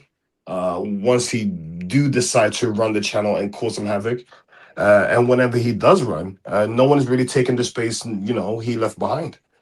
So overall, I can definitely see the movement is more polished. Whatever he's doing, he got an idea and a thought behind it. So that's good. So that means he's using his head and not just doing things to do things. Yeah, it's annoying. It is. I'm sorry, guys. It only gives you a certain amount. I'll have a look in the studio settings to see if we can increase the wording numbers, and let you know about that in the chat. But Con, what do you think of Delap? Obviously, one that we have criticised for being called Tim Boots and whatever. Come on for João Pedro, who, by the way, didn't have a bad game himself, really. But Delap and his movement and the running in behind and Palmer trying to get playing through. Was it better? Was it a better performance? I'm gonna sound like such a hater here, bro, but I'll be really honest. It's the bare fucking minimum. What he Yeah. did yesterday is what I expect for him to do week in, week out. It's the bare minimum, bro. And I think a lot of people are happy with it because we haven't really seen the lap do the bare minimum too often at Chelsea. So when he does, you know, he's getting a lot of credit for it. But in my eyes, and I know I sound like a hater right now, it's not my intention, but this is what I least expect. Because he didn't score yesterday. Like he didn't really do anything too special. He's just doing the basics really well. And that's what we want. That's the bare minimum he needs to do, man. That's not well said. Yeah, I don't even disagree with him, to be quite honest. Yeah, maybe we're just don't say overhyper, but maybe we're just, you know, excited to see, not excited, but happy to see him play at the standard that a normal striker should do, because we haven't seen it enough since he's been here, whether he's been injured or whether he's been brought into games and done stupid things and got yellows and reds and whatever. This was a better performance. Now he's just got to kick on, you know. But I do think having Palmer and that behind him obviously helps as well to find these runs when he's making them, you know, and playing him through, because that's his game, you know. He wants to run in behind. But yeah, we'll see. We'll see more with that. What do you think of Job? I think one thing, sorry, bro, not to disrupt you, but it'll be interesting to see how some of these players do with a new manager. When I talk about some of these players, I mean your Hattos, I mean your Gittenses, etc. Like players Maresca didn't trust, Santos as well. How are they going to be? Are they actually shit, or are they pretty good? I think that would be interesting to see. Was it Maresca just being quite stubborn and didn't want to play him, or did he have good reason to? So I'm intrigued to see how that goes. True. It's been interesting. Yeah, it will be interesting to see how they play, because I do think, like Callum, even though the base of how we were set up looked the same, I think the actual what we were trying to do in instruction was different, and we just looked a little bit better playing on the counter than we did actually being the team that's actually in possession. Because I feel like with us, we struggle when we're like the one in possession or the possession-based team and teams sit back. But when you've got teams that are going to come out and give you that space, we just seem to always play better as a counter team football. When I see it, even though I think our attacks are shit and they break down because the Netos and Garnachos and whoever else decide to cut back, and they just haven't got that sort of IQ to be quick and break and play balls quickly in boxes and stuff like we saw with Gusto for the goal. Like, I need more of that. And that's another thing that still kills me with us. I don't know if you guys have noticed for a while now with Chelsea. We don't cross the ball enough. We don't. We get in the box and we go backwards. Why do we keep doing that? Why are we not crossing balls in the box anymore? Like, when's that been a thing, you know? Morris instructions. Yeah, but he wasn't even yesterday, barring the Gusto cross for the goal. How many balls did we put in the box properly? It wasn't. It was like we were trying to walk in, and when I did think we were going to do it, it broke down because Neto, instead of hitting it first time across the box, cuts backwards, kills the fucking attack straight away, and then we have to go back when we're all running in the box 100 miles an hour with Enzo and Delap and Palmer and everyone else trying to crush the box. That's what annoys me with that style of play, is that I think we could just be better if our wingers made better decisions in the moment. Make better decisions in the moment. Get the balls in the boxes so that we can get on the end of them more. That's the whole fucking point. Do you know what I mean? It's so annoying. Big up Don for the raid as well, my boy. Big up. Couch says, Benji, tell me about Badia Shield. I did. I did, Uncle C. Yes, Don, what you saying, my boy? Big up Don, the boy, as well. Listen, me and Don are looking to do a collab soon as well. Keep an eye out for that, guys. We are literally planning stuff in the backgrounds for a show, which again will be live, hopefully on both if we can make it work. But yeah, big up Don and the boy. Maresca Tax, I missed it. He wants to hear you say it. Go on, Benji. Give him a quick analogy to it. Like I said previously, people are very quick to shit on Benoit. Whenever he does good, actually, I don't really see too many people on the TL, apart from maybe me and Uncle Robert and, Uncle C. The thing about Benoit is when you're that much hot and cold, of course you do expect some mistakes. It would be very strange if he just came in and just started playing 100% every single time he came in. It would be a little bit weird, especially with his injury, history. But one thing I will say is yesterday, Haaland did nada. Nada. Why? Why was that? Because of Beno eliminated everything. To be honest, his positioning was very good. Even for the first goal, I don't really blame him that much, to be honest. There's not much you can do from that fucking angle, except from that Danish fool, Jorgensen, that should be way closer to that near post, and he just lets Reinders just smash it up to the corner. wait. You're telling me that Benoit Badiashile couldn't do any more to block that shot? Yeah. Maybe could have closed in a little bit, maybe a little bit more, but it was too risky. So yeah, just keep your distance, and that strike should be a save. I promise you, Sanchez saves that. But should Benoit just be blocking that before he shoots with his left foot? Is my point. Rather than it going on goal, should he be, moving his feet quick enough? Because his footwork is just horrible for me. He doesn't move his feet quick enough, Benji. How many times have I sat here and spoke to you about Benoit Badiashile and said to you, biggest problem with him isn't with the ball playing out, because I actually think he's all right on the ball. It's the fact that when he gets caught on his one-on-ones or, he has to think quickly, he's always 1 minute behind. So if you're one-on-one with him and you turn left quickly, he's already thinking, he's still waiting for you to turn left, even though you've turned left. Does that make sense? Yeah. It's like, no, I get it. It's the process. That's what Couch is saying. He processes things a little bit slower, and that allows people the opportunity to have their moments like we saw yesterday. Because it happened. Not forget that moment at the end where they ended up scoring. He done 3 things wrong in that build-up. He gave the ball away in the first part. Then he had to sprint to get back into position to try and to help Chalobah at the time. And then we got done. Then he got done on the one-on-one when he got played out to Reinders. And I was just like. And even with Haaland, when Haaland hit the post, Haaland's going to play on his left, and he's going to cut inside and shoot. But my man's not even putting his leg out to try and block it.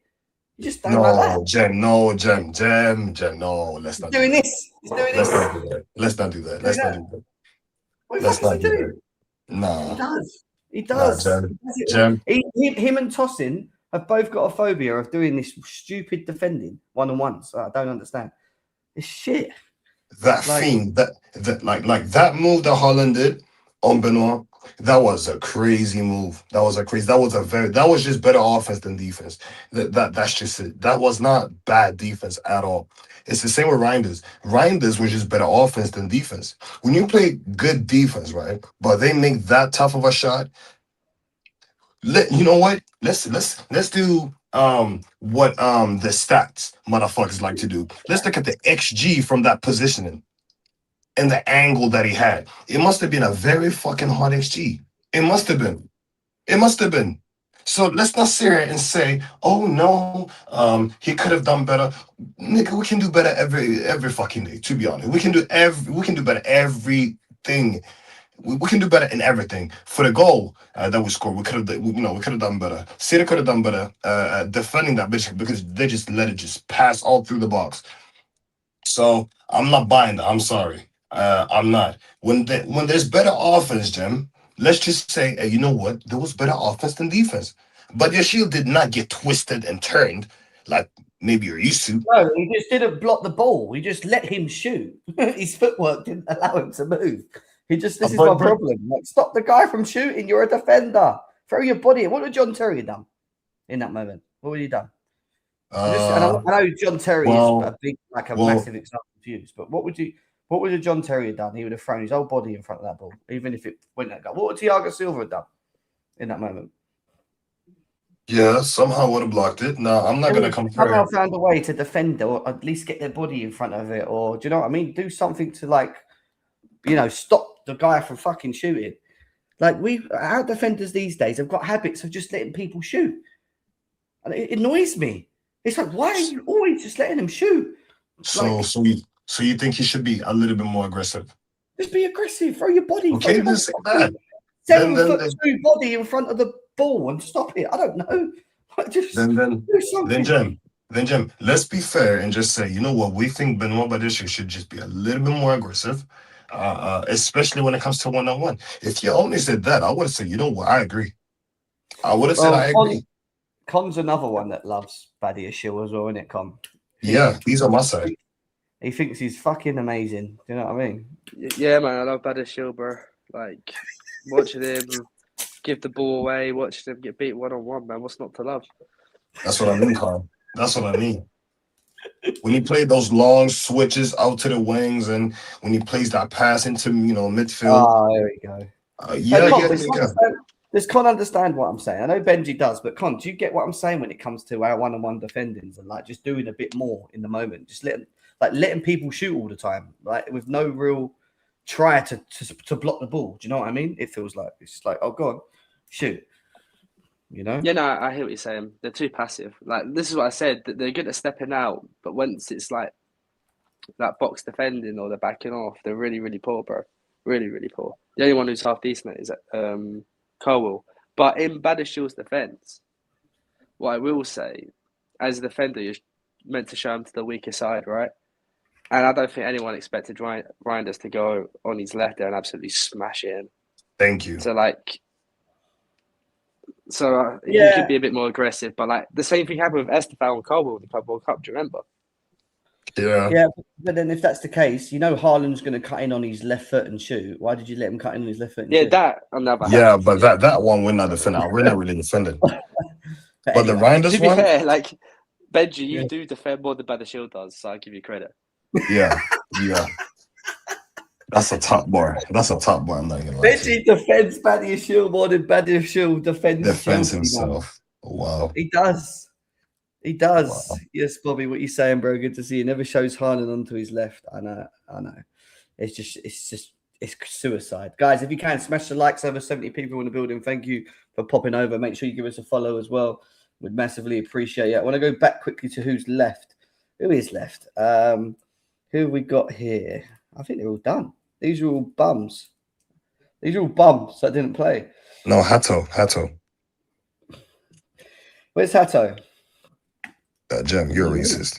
You're a racist. Nah, you're a racist. Nah, Jem, you're a racist. I found him. No, I'm blind. I'm not racist. I'm blind. I can't see anything. Nah. Jem went through all the black brothers and said, "Where is he?"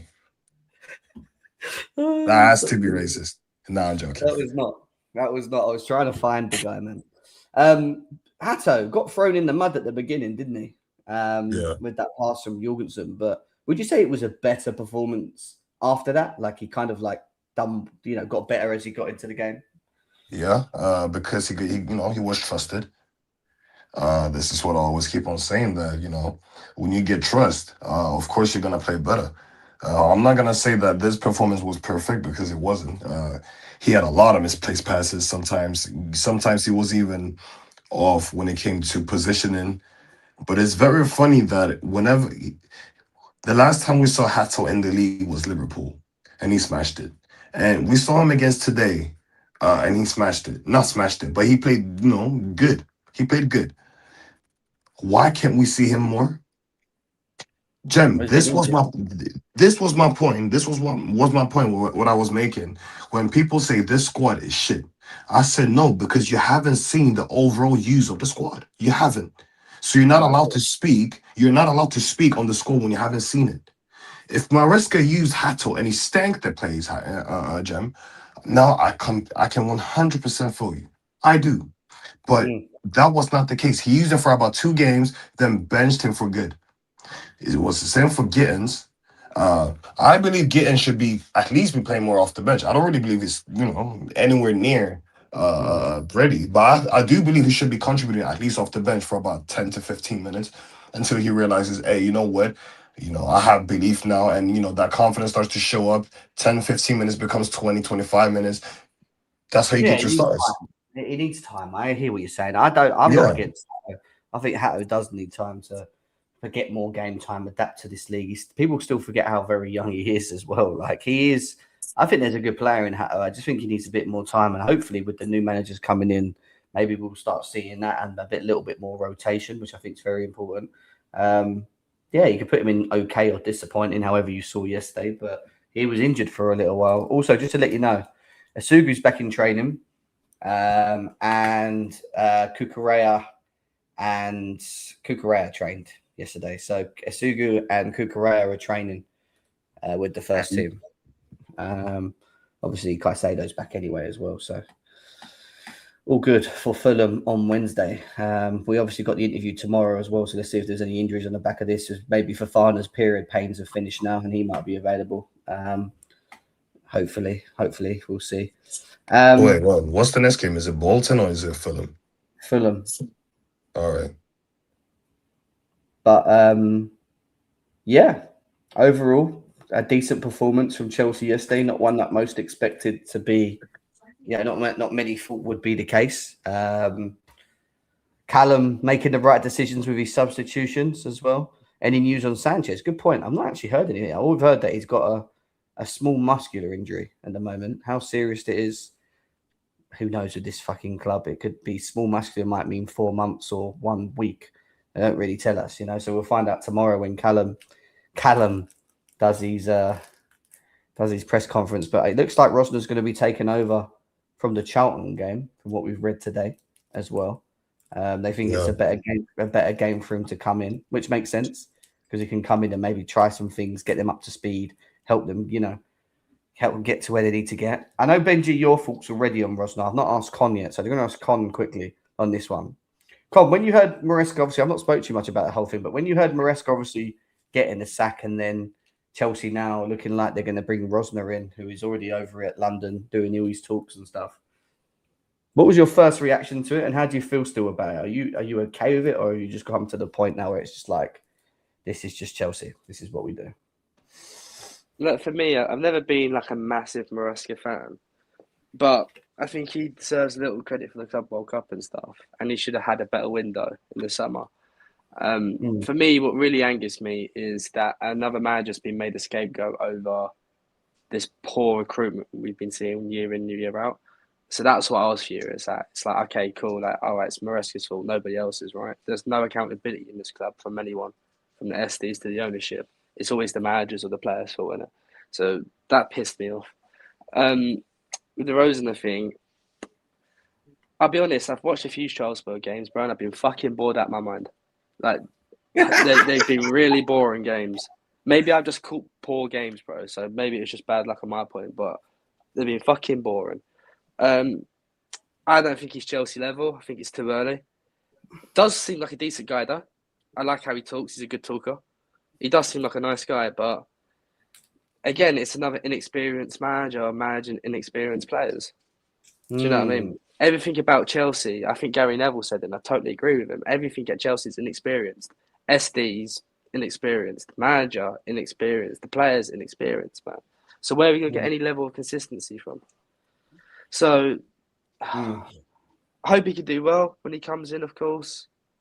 Not really happy about the appointment. But it is what it is, man. Like, we all knew it was going to be someone like him. If it wasn't him, who else would it have been? Someone of similar credentials, right? So I just feel for the Strasbourg fans right now, because seeing everything they've been going through with Bluco, and then, their manager just leaves mid-season like it's nothing. So got to feel for them as well, man.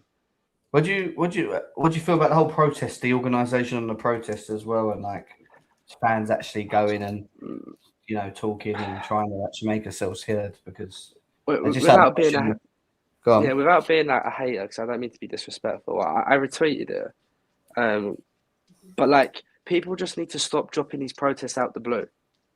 Like, all right, cool, they dropped a manifesto and they gave a date and all that, but like, a few people can't just say, okay, this is when it's happening here and here. Like, there's no ever conversations about it. It's just out the blue. This is what's happening. It's like, I think things like that need to be taken a little bit more seriously. Don't need to rush it. Like, give it a little bit of time where you can get more people. Because you got to keep in mind, there's only a certain portion of people who actually go to the games who are on Twitter, bro. Yeah, so and to if really I was make there, a noise. I'm not even there. Like, do you know what I mean? I can't even come myself. Are you going? Or are you not going? When is it? The Brentford game? Yeah. Yeah, no, I'm not going.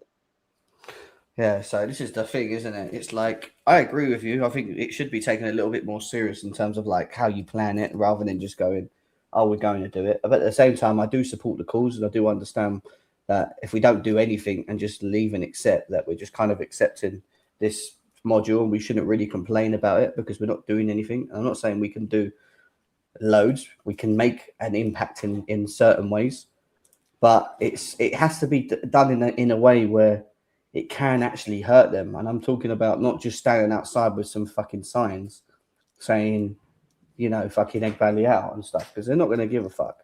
Like, maybe you have to do it in different ways, right? Where you stop buying kits for a bit, or you maybe even stop going to games. But like, I'll be honest with you, Con, you've seen what the match going guys are like. I don't really think they care. Like, I do think they care, but they don't, because they're just so, you know, we've got our season ticket. We're going to go and sit down on the East Stand with our arms folded and just be Yeah. You know what I mean? Like, that's what I feel like when I go to our stadium. They just, they don't even sing. It's pretty much, yeah. Like, it is though, isn't it? Like, Yeah. when we go, we like always do Matthew Harding, don't we? Because it's always fucking loud. Yeah. Do you know what I mean? Like, I'm not trying to bash the protest week. It's like, big up to the people who wanted to do it. It's just like last time there was a protest at the bridge, it was mixed signals. The turn up was, you know, wasn't many people there, and that does a lot more harm than good. Because I think Athletic also posted about it, right? So if the turnout's not what it needs to be, you know, and in the media it's getting coverage saying Chelsea are going to have a protest, and you know that's it. If you're the ownership looking at this saying, okay, there's like 100 people here, why the fuck should we care? Clearly, it's not that important. That's why it's like really important that you get to the people who go in week in, week out, who are going to be at the game, right?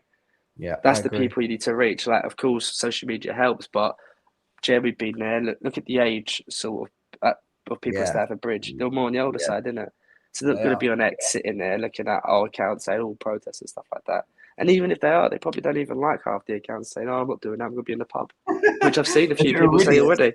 Yeah, they just think we're idiots, don't they? Do you know what I mean? And they don't really give a fuck. Do you know what I mean? But I was there for the Ricks protest. I went, and I think it must have only been like 60 people, and it was on a match day, and these people were just walking past like it was a normal day.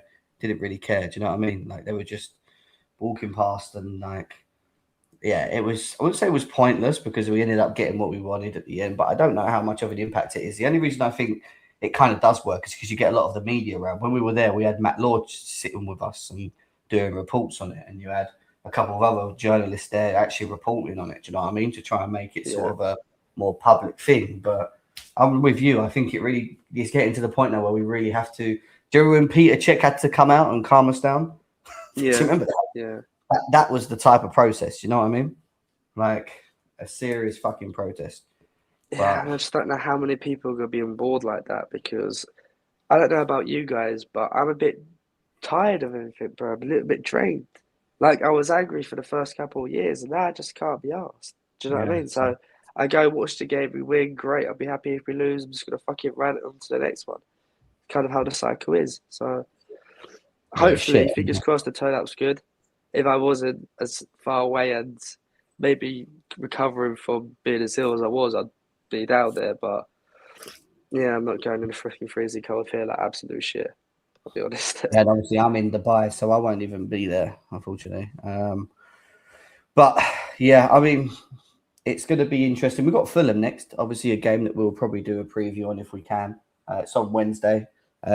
We are in a position where we're trying to fight ourselves back into Champions League.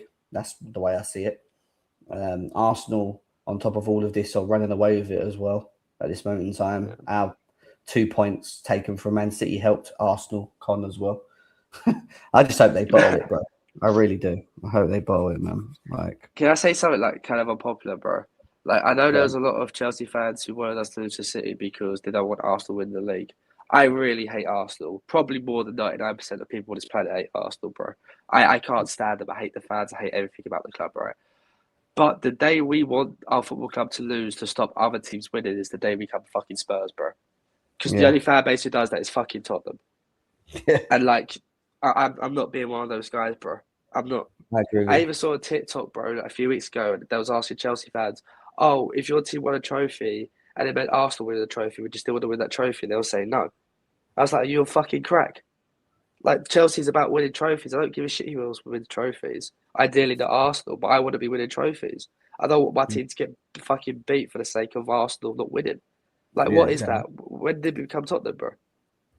I was celebrating the goal that we scored against Man City. I didn't even think about Arsenal once. And me, like you, I'm the same. All my friends are Arsenal fans, close. I grew up with them all being Arsenal fans, and me being the only Chelsea. And I used to have bundles of arguments. So my passion of hate for Arsenal goes since I was a kid, and the way we grew up.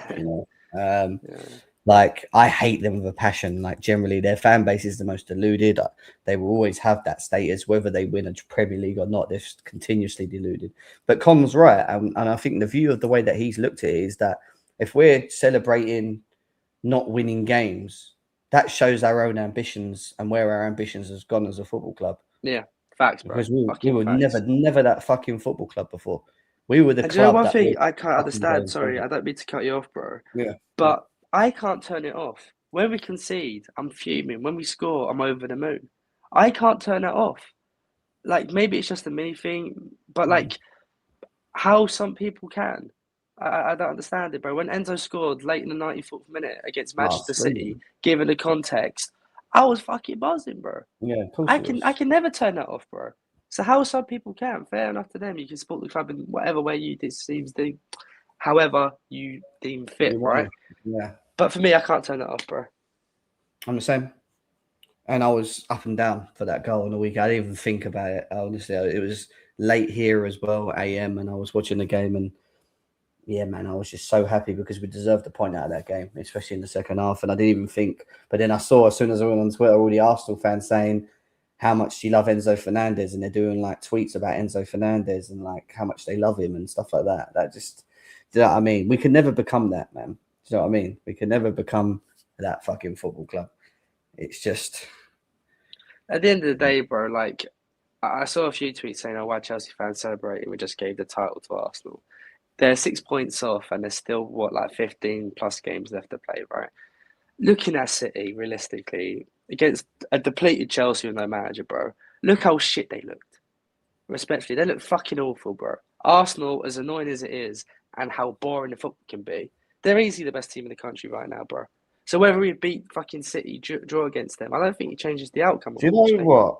I agree with you, but I also think that they have and I think when you're on your way to becoming a champion in the league, you have your luck, right? You ride it. The amount of games that these guys have got like own goals on and won 1-0. I think they've done 3 in a row or 3 own goals or something like that. Yeah. And they won the game. It's just like crazy. We've got breaking news. What's going on there? People saying breaking news. Pies. Let's have a look. 1 minute ago, Strasbourg have informed us that Liam Rosner will hold a press conference at 9:30 tomorrow back in France. Hey? Why would he be in France? It's a goodbye message.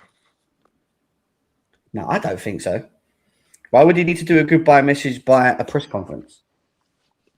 This is some messy changeover, bro. Like, that don't make no. You think they're going to be okay with him sitting there going, "Hi guys, just wanted to let you know. Obviously, as you know, Chelsea have decided to let go Maresca, and obviously this is a big opportunity for me, and I'm going to decide to leave you midway through a season to go to Chelsea Football Club. Just wanted to let you know. Thank you for all the memories and times. I hope you do well, and good luck." They're not going to be fucking happy with that. Well, listen, happy or not, that's what it's about to happen. I'm telling you right now, it's about to happen. The Strasbourg fans are about to. They can protest. I've always they are allowed to protest. We are not allowed to protest. They can protest. But yeah, 9:30 tomorrow. Is that AM or PM? It's going to be AM. Yeah. Shit, that's early too. Well, what can I say? It's a weird one, isn't it? Considering I think the whole planet knows he's come to Chelsea and he's been in London. But he was in London just to right? go back. Yeah. I mean, so clearly, yeah. Go on. Sorry, Jim. I don't mean to cut you off. No, carry on, bro. No, I was just going to say. Apparently, he's meant to be taken over for the Charlton game, so he has got time, really, Con, to like go back and do what he's got to do right till the weekend. So maybe it is that. Maybe. Do you reckon the hold-ups because they can't find a manager? Yeah, no. I'm assuming there'd be an interim anyway until they found someone. Sky Cover tweet as well. Oh God, here we go. It's all going off now, isn't it? Kia Lake's mouthpiece. What's he saying? What is he saying, guys? He is saying Callum is to be in charge of Chelsea for one more game at Fulham on Wednesday. Chelsea will talks with Liam Rosner today. Talks are going well and continuing. Direction of travel is that Rosner will be Chelsea head coach in time for the Charlton FA Cup game on Saturday. Cool. Then it is a goodbye.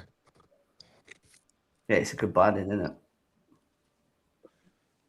If I'm I being don't know how completely I honest, I feel. don't think the Strasbourg fans want to hear the goodbye. Yeah, that's what I'm saying. I'd rather than I would be more inclined to just put in a statement out, like on his own, if he's got, I don't even know if he's got social media or, a message from Strasbourg, like saying he's gone and whatever it is, like, he thanks you and blah, blah, blah, blah, blah. But maybe he feels that he has to go back and do it personally, like, which is fair enough. Can't knock the guy for it. But like, don't know how greatest much- respect, if Yeah. I was a Strasbourg fan and I knew this guy was fucking off mid-season and leaving us, I wouldn't want him to come back and say anything, bro. I'd want him just to fuck off. Do you know what I mean? You can't be saying, yeah, I love this club, blah, blah, blah, and then you're leaving it mid-season when their form's not great. Like, it's not leaving them in the best position. So I'd be pissed off if I was a Strasbourg fan, to be honest. They're more of a kick in the teeth to Strasbourg. That's just what I'm Facts, saying. It's yeah. a little bit of a dig. But anyway, listen, lots to happen tomorrow. We've got the press conference. I won't be around for. I don't even know what time the press conference is tomorrow. I think it's 1:00 UK time, isn't it?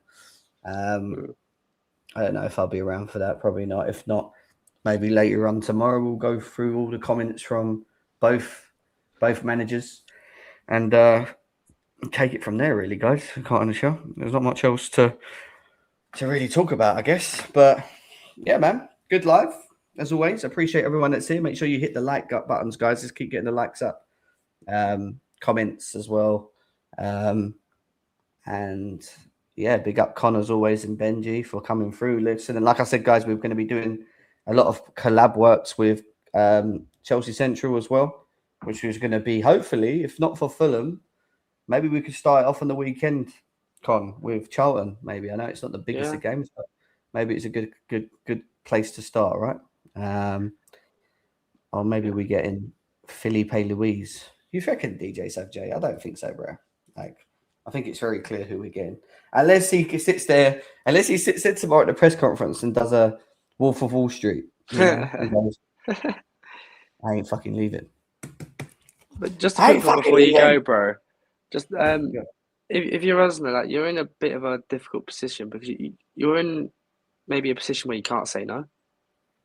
Like they say, you're moving to Chelsea. Can you really say no? Do you know what I mean? Let's see what his brief is quickly. Callum will be in charge for Fulham. We know that. Rosner held talks with Chelsea today. They also need a replacement for Strasbourg in place. There is a press conference slated for the French club to take place at 9:30 a.m. at their stadium. Such a mess.